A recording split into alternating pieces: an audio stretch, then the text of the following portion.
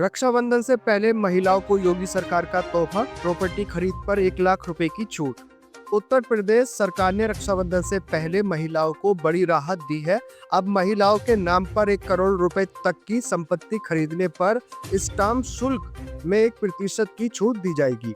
इससे महिलाओं को अधिकतम 1 लाख रुपए तक की सीधी बचत होगी। पहले यह छूट सिर्फ 10 लाख रुपए तक की प्रॉपर्टी पर लागू थी, लेकिन अब यह सीमा बढ़ाकर पूरे प्रदेश में लागू कर दी गई है। यह निर्णय महिला सशक्तिकरण के मिशन शक्ति अभियान को मजबूती देगा और आर्थिक स्वतंत्रता की दिशा में बड़ा कदम साबित होगा। मुरादाबाद में बुलडोजर कार्रवाई से आहत आरती ने की आत्महत्या, छत से कूदकर दी जान। मुरादाबाद की कृषि मंडी में अतिक्रमण हटाने के दौरान हुई बुलडोजर कार्रवाई ने एक आड़ती की जान ले ली। चेतन सैनी, जो भाजपा मंडल उपाध्यक्ष गजेंद्र सिंह के बड़े भाई थे, मानसिक तनाव में आकर छत से कूद पड़े और आत्महत्या कर ली। बुलडोजर की कार्रवाई में उनकी 20 साल पुरानी दुकान भी प्रभावित हुई थी। घटना के बाद प्रशासन और भाजपा नेता मौके पर पहुंचे। अब प्रशासनिक फैसलों की संवेदनशीलता को लेकर सवाल उठने लगे हैं। मामले में पुलिस ने जांच शुरू कर दी है।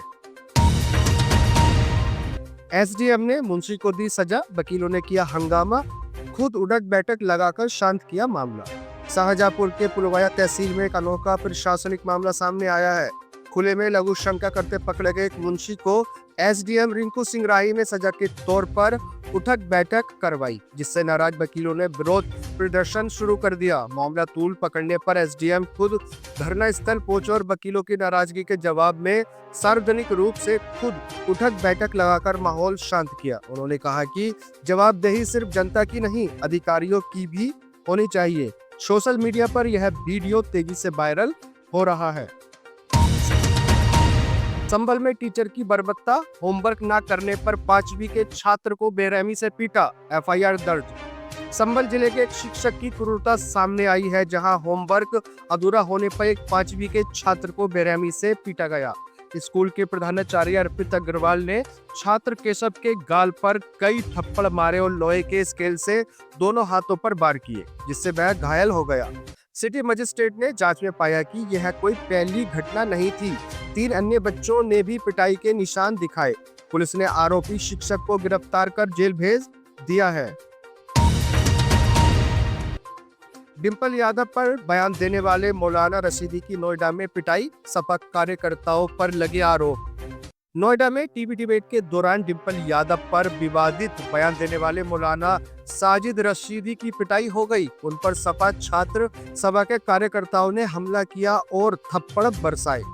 मौलाना रशीदी ने कुछ दिन पहले डिंपल यादव के पहनावे को लेकर आपत्तिजनक बयान दिया था, जिसके बाद वे सोशल मीडिया पर आलोचना का केंद्र बन गए थे। इस घटना का वीडियो सपा कार्यकर्ताओं ने खुद वायरल किया है। मौलाना ने थाने में शिकायत दी है, जबकि पुलिस मामले की जांच में जुटी है। राजनीतिक बयानबाजी अब टकराव में बदलती दिख रही है। अब्बास अंसारी मामले में हाई कोर्ट ने सुरक्षित किया फैसला।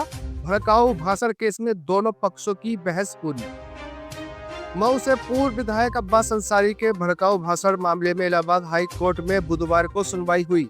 अब्बास ने सजा पर रोक लगाने के लिए आपराधिक रिवीजन याचिका दाखिल की। दोनों पक्ष की दलील सुनने के बाद न्यायमूर्ति समीर जैन की एकल पीठ ने फैसला सुरक्षित कर लिया, जो अगले सप्ताह आने की संभावना है। 2022 के विधानसभा चुनाव में भड़काऊ भाषण देने के मामले में एमपी एमएलए कोर्ट ने अब्बास को 2 साल की सजा सुनाई थी, जिसे जिला जज ने भी बरकरार रखा था। अब सबकी नजरें हाई कोर्ट के फैसले पर टिकी हैं। प्रयागराज में बाढ़ का खतरा बढ़ा, गंगा यमुना उफान पर 88 राहत चौकियां तैयार। प्रयागराज में गंगा और यमुना नदियों का जलस्तर तेजी से बढ़ रहा है। नैनी और फाफा मऊ में पानी खतरे के निशान के करीब पहुंच गया है। शहर के निचले इलाकों में जल भराव की स्थिति गंभीर हो गई है।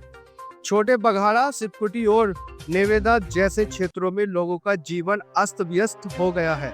प्रशासन ने 88 बाढ़ चौकियां और 4 राहत शिविर स्थापित किए हैं। एनडीआरएफ और एसडीआरएफ की टीमें राहत कार्यों में जुटी हैं। बिजनौर में 3 तलाक के बाद पत्नी की बेरहमी से हत्या, युवक ने भी खाया जहर। उत्तर प्रदेश के बिजनौर जिले से एक दिल दहला देने वाली घटना सामने आई है। नजीमाबाद के अलीपुरा गांव में नयाकत नामक शख्स ने पहले अपनी पत्नी साहिबा को 3 तलाक दिया और फिर घर लौटकर उस पर चाकू से ताबड़तोड़ हमला कर उसकी हत्या कर दी।